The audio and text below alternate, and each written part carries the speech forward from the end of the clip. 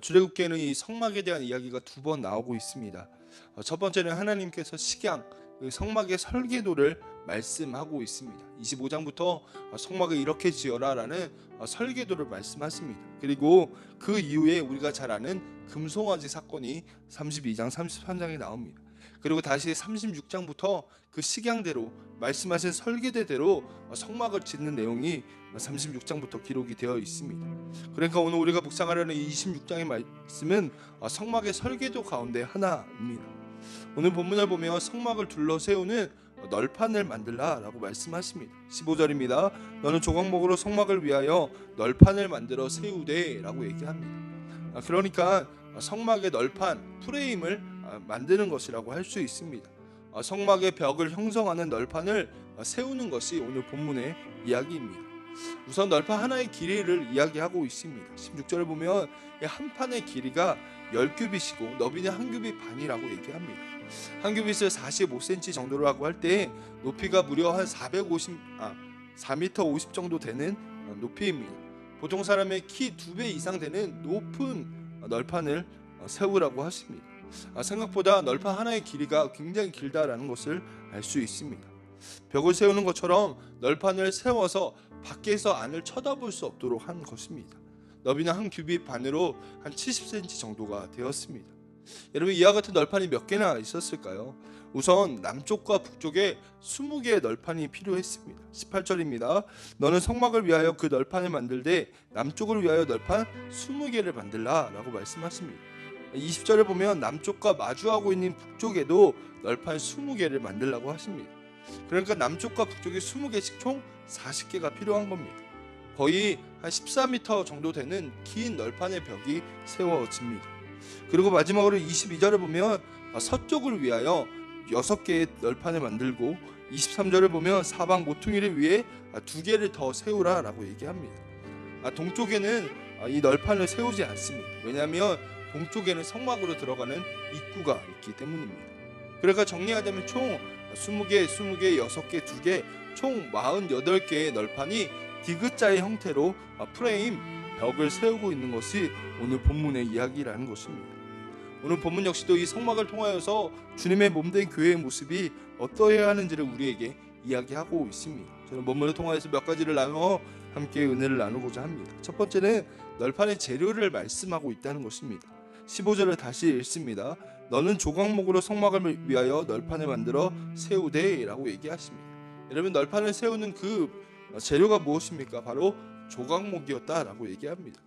조각목을 성경을 보면 이 조각목은 아카시아 나무라고도 하고 스팀 나무라고도 합니다.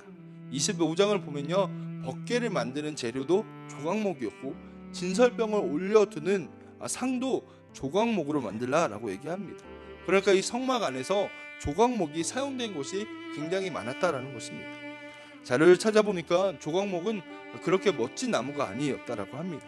하지만 뿌리가 4m, 5m 이상 긴 뿌리를 가지고 있는 나무입니다. 그래서 광야와 같은 척박한 물이 없는 곳에서도 살아남을 수 있는 나무가 바로 조각목이었습니다.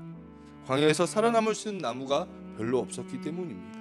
그러니까 이 조각목은 광야에서 흔히 볼 수 있는 그러한 나무였다라는 겁니다. 하나님은 바로 그 조각목으로 널판을 지으라고 말씀하고 있습니다. 여러분, 이럴 수도 있지 않습니까? 다른 곳에 가서 좋은 나무를 가져와서 널판을 세워라, 튼튼히 지어야 하니 좋은 나무를 구해와서 세우라는 것이 아니라, 특별하고 화려한 나무가 아니라 광야에서 흔히 볼 수 있었던, 볼품없어 보일지 모르지만 광야에 있었던 그 나무를 통하여서 널판을 세우라고 말씀하고 있다는 것입니다. 여러분, 주님의 몸된 교회를 세워가는 우리의 모습도 이와 같다는 생각을 합니다. 여러분, 하나님이 사용하시는 사람, 주님의 몸된 교회를 세워가는 사람은 무엇인가 특별하고 특별한 사람이 아니어도 괜찮다라는 것입니다. 여러분, 우리는 무엇인가 화려하고 업적을 가지고 놀라운 사람들이 있어야 될 그런 능력이 있어야만 하나님의 교회를 세워갈 수 있다고 생각합니다. 하지만 하나님은 그렇지 않다라고 하십니다. 평범한 나무, 특별하지 않은 조각목이라고 할지라도 하나님의 몸된 교회를 세워갈 수 있는 놀라운 도구가 될 수 있다라고 말씀하고 있다는 것입니다. 여러분, 재료보다 더 중요한 것은 어쩌면 방법이기 때문입니다. 교회는 하나님이 정하신 대로 하는 것이기 때문입니다. 우리 오늘 본문 마지막인 30절의 말씀은 같이 한번 읽어보겠습니다. 30절입니다. 너는 산에서 보인 양식대로 성막을 세울지니라. 아멘. 뭐라고 말씀하시냐면 너는 산에서 보인 대로, 하나님이 보여주신 대로, 가르쳐 주신 대로 성막을 지어야 한다는 것입니다. 내가 보기에 좋은 방법이 아니라, 내 생각에 옳은 방법이 아니라 하나님이 보여주신 대로, 가르쳐 주신 방법대로 해야 한다는 것입니다. 여러분, 이것이 교회의 모습이기 때문입니다. 조각목이 어쩌면 볼품없어 보이고 어떻게 이러한 조각목으로 널판을 세울 수 있을까 싶지만, 하나님이 하라고 하시는 대로 할 때, 보여주시는 대로 할 때 하나님의 몸된 교회는 세워지게 된다는 것입니다. 여러분, 우리가 그렇게 하나님의 몸된 교회를 세워가는 믿음의 사람들이 되어지기를 간절히 축복합니다. 두 번째는 이 48개 널판을 서로 연결하라고 이야기하고 있다는 것입니다. 17절 제가 한번 더 읽습니다. 각 판에 두 촉씩을 내어 서로 연결하게 하되 너는 성막 널판을 다 그와 같이 하라 라고 얘기합니다. 각 판에 두 촉, 홈을 만들어서 서로 연결을 하게 하라고 이야기하고 있습니다. 세번역 성경을 보니까요, 서로 잇대어 세워라 라고 얘기합니다. 잇대다라는 이 단어가 저에게 참 의미 있게 다가왔습니다. 여러분, 4m가 넘는 널판 하나를 세워두면 넘어질 수 있습니다. 여러분, 성막은 고정하여 박아둘 수 없기 때문입니다. 왜냐하면 성막은 이동식 텐트이기 때문입니다. 하나님이 구름 기둥으로 말씀하시고 이동하라 라고 하면 당장 오늘이라도 이동해야 하는 것이 성막이었습니다. 그래서 고정할 수 없었습니다. 널판 혼자 서 있으면 48개 널판이 혼자 서 있는 것이 아니라 48개가 서로 연결하여 잇대어 의지하여 설 수 있도록 해야 한다라고 말씀하고 있습니다. 여러분, 이것이 교회의 모습임을 우리에게 분명하게 말씀하십니다. 오늘 말씀 묵상하는 에베소 2장 21절 22절 말씀이 떠올랐습니다. 이렇게 기록합니다. 그의 안에서 건물마다 서로 연결하여 주 안에서 성전이 되어가고 너희도 성령 안에서 하나님이 거하실 처소가 되기 위하여 그리스도 예수 안에서 함께 지어져 가느니라 라고 얘기합니다. 교회는 그리스도 예수 안에서 연결되어 함께 지어져 가는 것이라는 겁니다. 여러분, 서로에게 잇대어 주님이 거하시는 성전을 세워가는 것, 흔히 볼 수 있는 그런 조각목이었지만 서로 연결되고 잇대어서 지탱해 줄 때 주님의 널판을 세워가고 몸된 교회를 세워갈 수 있습니다. 여러분, 광야는 바람이 한 번 불면 상상할 수 없는 거센 바람이 분다고 합니다. 모든 건물과 기구를 한 번에 날려볼 수 있는 강한 바람이 붑니다. 그런 광야의 성막을 지키기 위해서는 이 널판이 견고하게 서 있어야 했습니다. 여러분, 48개 널판이 서로 연결되고 잇대어 있을 때 이 넘어지지 않을 수 있는 힘이 될 수 있었다라는 겁니다. 여러분, 주님의 교회도 마찬가지입니다.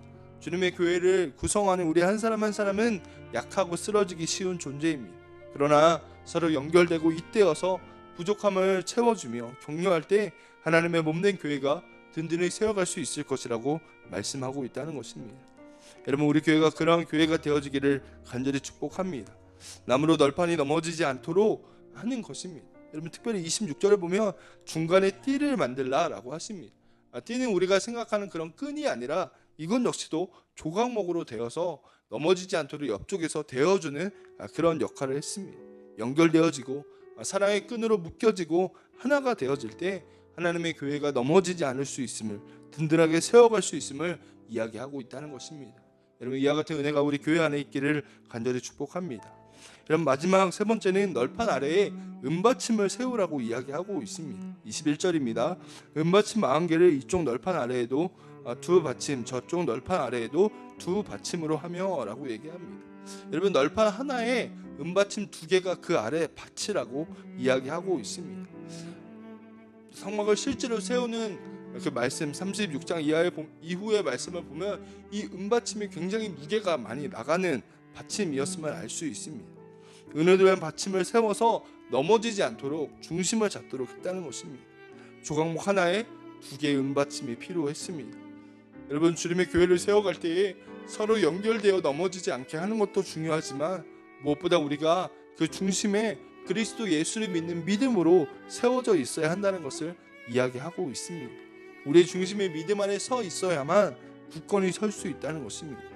사람의 모임이 아니라 신앙 공동체가 되어야 한다는 것입니다.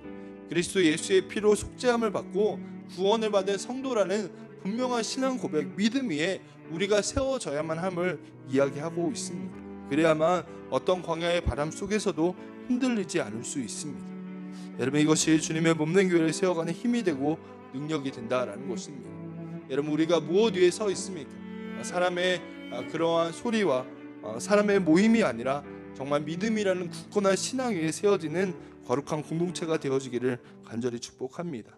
여러분, 이와 같이 주님의 교회는 하나님의 사람들을 통해서 세워집니다. 믿음의 길을 걷는 것이 어쩌면 광야의 바람과 같이 어려울 때가 있을 것입니다. 그러나 서로 연결되어짐을 통하여서 서로 잇대어지고 또한 견고한 반석 위에 믿음 위에 세워짐을 통하여서 하나님의 교회가 흔들리다 넘어지지 않고 세워질 수 있게 된다는 것입니다. 여러분, 널판을 세우며 성막의 프레임을 짜라는 이 오늘 본문의 말씀을 통하여서 이 의미를 통해 깊이 묵상하며 하나님의 몸된 교회를 세워갈 수 있는 우리 모두가 되어지기를 간절히 축복합니다. 기도하겠습니다.